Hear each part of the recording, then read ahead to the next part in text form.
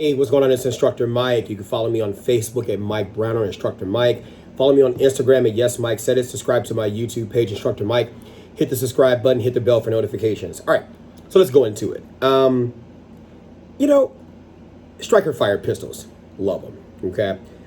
If you understand your actions, you got your traditional double action, your double action only, your single action only, and your striker fired. Okay. You can watch my other videos and things like that talk about the different types of actions. And those things are important to learn when you're talking about what kind of firearm you're going to pick for you. Okay. That's one of the things you need to know. So let's talk about striker fired. Okay. Striker fired, my favorite pistols. What are striker fired? Well, your Glocks. Okay. You got your Springfield XDs. Okay. And this one case is a Springfield XD 4.0 mod 2. Okay. And then you have your Canic, and there are others, your Smith & Wesson M&P Shields, your Sig Sauer P320s, or the M17, what's out now. So one thing that I want you to focus on, and that you should focus on, that is actually a secret, but not a secret, but it's a secret to actually getting good hits, is trigger reset. What is trigger reset?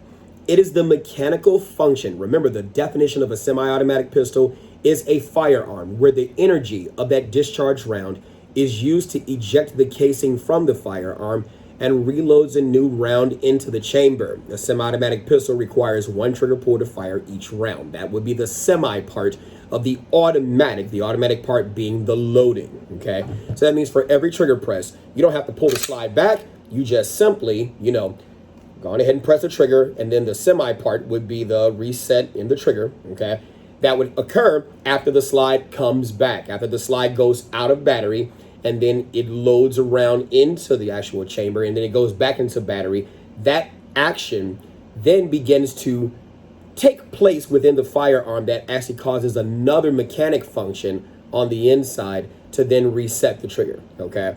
Sometimes it could be a striker bar. Sometimes it could be the pushing of some other mechanism by the operation of the slide to then cause the trigger to then reset, okay? That's mechanical.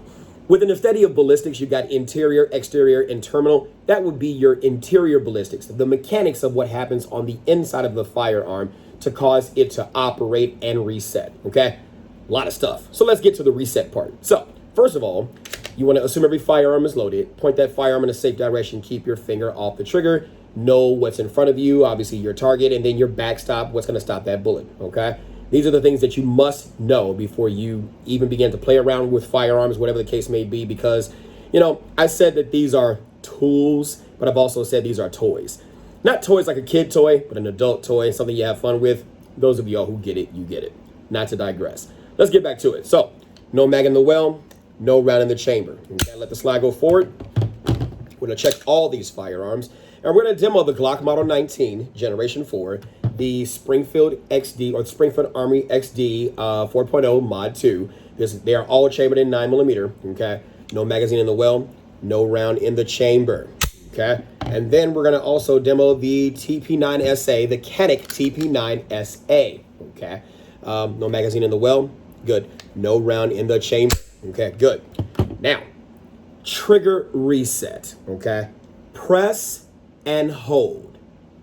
Reset and hold, okay? Say it with me.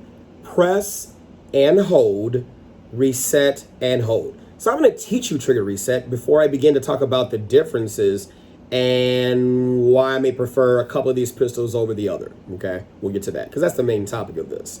So press, okay? Again, let me double check. Okay, magazine in the well, around in the chamber, good. Okay, when you press it, you're pressing the trigger and holding it. What are you holding? You're holding the trigger during the recoil. Now, you're not going to have to rack the slide because, it's going to do it on its own, but we're going to hold it, okay? Then we are going to simply reset. Let that trigger go forward a little bit until it clicks right there and hold. So press and hold, reset and hold, okay? So here we go. Going to press and hold. Reset and hold, okay? Why is this important? See, what happens is some of you new shooters, or maybe even some of the older shooters too, but definitely you new shooters tend to do this. every time you shoot? How many of you do that? Okay. Let's just say I had you on the range and said, this course of fire is 10 rounds, 10 rounds. Look through your rear sight at your front sight, center of mass on your threat. And then you would be 1, 2, 3. You don't have to do that. Okay. And that's why you need to master trigger reset. So that's a quick lesson on trigger reset. Now, I've shot plenty of pistols, but I tend to prefer my Glock and my Canic, or Canic, depending upon how you want to term it, Glock or Canic over the Springfield Armory. Okay, and that's just these three. I've shot other striker fire pistols, and those other ones are good too. But let me show you what to look for. What to look for. I tend to like the triggers where when you press it, hold it. Okay, that's pretty standard, right? Then when the recoil, happens and the slide goes back into battery, as soon as you reset and hold it, as soon as you let it go, it's ready to go. There's no slack to take out of it, none of that extra stuff, okay? I'm gonna go on ahead and show you the differences after going to the range, the differences between the Glock 19, the Springfield Armory, and the Canic. And I want you to watch for yourself. I'm actually on the range when I perform these drills, and I want you to watch for yourself. Pay attention. The devil is in the details. Pay attention to the trigger press, okay? With the Springfield Armory, what you may notice is that as soon as, of course, you have to have a good grip on it because you got the grip safety right here, but as soon as you press the trigger and hold, and then let's do the reset, okay? When you do the reset, after that click, then you still have a bit of slack you got to take out before you get to that wall. I'm not a fan of that. I mean, the pistol feels great in your hand. Talk about ergonomics. It is great. It really is. The beaver tail safety, if you fancy, if you like it, cool. If not, that's a you thing. 1911 users love the beaver tail safety because it's consistent with 1911 single action firearms. But I just don't like that extra slack in the trigger. I like as soon as my trigger resets, it's ready to go. So let's go on ahead and watch this. I'm on the range, and you'll see me with the Glock.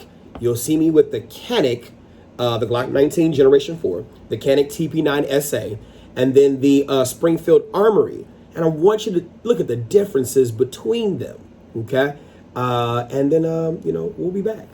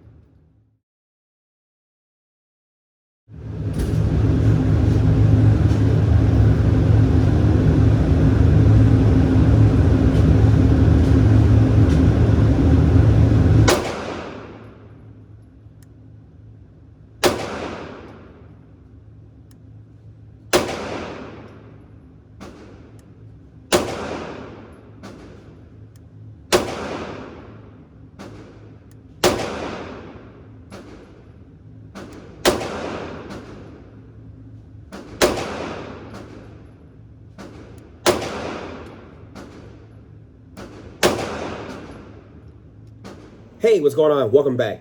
So, what did you think? What are your thoughts? Go on ahead and comment in the, comment section of this. If you're watching it by YouTube, or comment section of this by Facebook or Instagram, whatever the case may be. What do you think?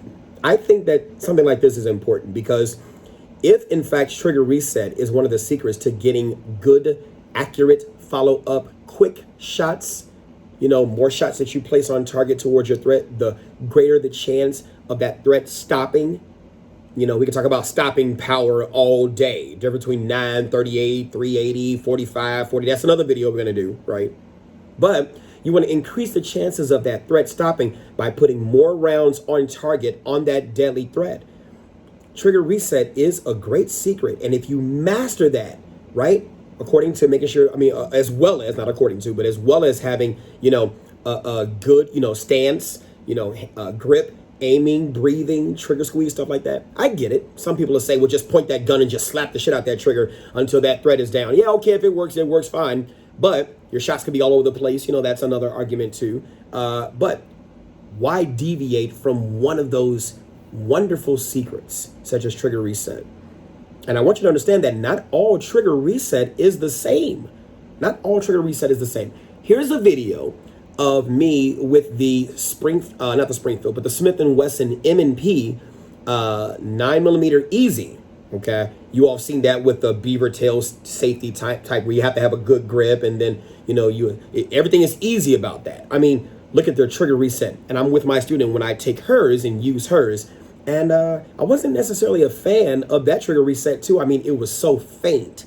You had to really, really pay attention, and that's on the range. Take a look. Here we go. Now press it. Reset it.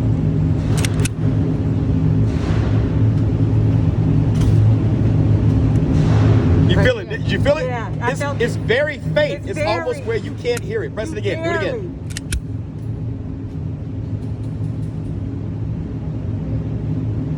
You felt it? Good. Now let's try it with the Glock 26. Here we go. Just to show you the difference. Here we go. Wow. Grab this. All right. Now go ahead and grab it. Good. Now press it. Hold it. Good. Now reset it. Wait, Yeah. Pull the slide back. Okay. Let it go. Good. All right. Press it. Now you hear that. Now hold it. Just pull it back a little bit. Okay. Hold on. Now slowly reset. You can hear the click and feel it. There's a distinct sometimes in the firearms that good. You can hear it and feel it. With this, it's faint. But that's why you have to train and train in mind to recognize the reset in that so it can work. Okay, welcome back. So what are your thoughts? All right. Again, go on ahead and comment in this comment section of this page. And I just want to have, some of those, I won't say heart to heart, but gun to gun talks with my fellow gun owners, so that these are the little details. Some of you all just went and just got a gun. I get it. The pandemic crisis, whatever the case may be, fear tends to drive gun sales and, gun training and stuff like that. And so, I understand it. But it's more to it than just buying a gun. I want you to understand firearms instruction, firearms usage is not just a sport. It is really a science because there are so many factors that, before that deadly threatening encounter, before you go out on the hunt as a hunter, before you go out on the stalk, whatever the case may be, there's so many different dynamics that you must take into consideration, so many details that you must take into consideration that if milliseconds can cost a track runner, the race, seconds and movements and measurements and the lack thereof, failure to pay attention to the details can be very detrimental to placing that round on target and stopping that threat or stopping that game, whatever the case may be. Okay, so glad we were able to have this conversation. This is Instructor Mike, and you have been trained. I want to appreciate all the new subscribers to this page. I'm going to keep that content going. I got a lot of stuff to talk about. Okay, and not just about the guns, but about the law too. Okay, so follow me on Facebook at Mike Brown or Instructor Mike. Follow me on YouTube or at Instructor Mike. So hit the subscribe button, hit the bell for notifications, and follow me on Instagram at Yes Mike Said It. Eyeballs on me right now. Get your freaking butt in somebody's concealed carry class. It's no one's job to protect you but you. I'll see you on the range.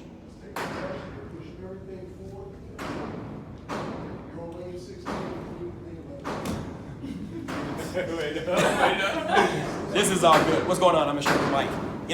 I come to the gun range all the time, and I like to people watch. Why do I like to people watch? Because it's important that we're practicing our Second Amendment rights to be able to actually use that firearm, that you don't just come to the range and just punch holes in a piece of paper, okay? Now, it's cute when couples come to the range, that's fine. But here's this, you wanna make sure that you know how to actually shoot. So I'm inviting you all to come to a gun range, see a qualified instructor, and make sure that you are able to actually put those rounds where it counts. It's not just that you get into the range, but it's the quality of the training that you get. I'm Instructor Mike, and that's another tip. Don't come in here and just put rounds on the paper. Actually come in here and get that training.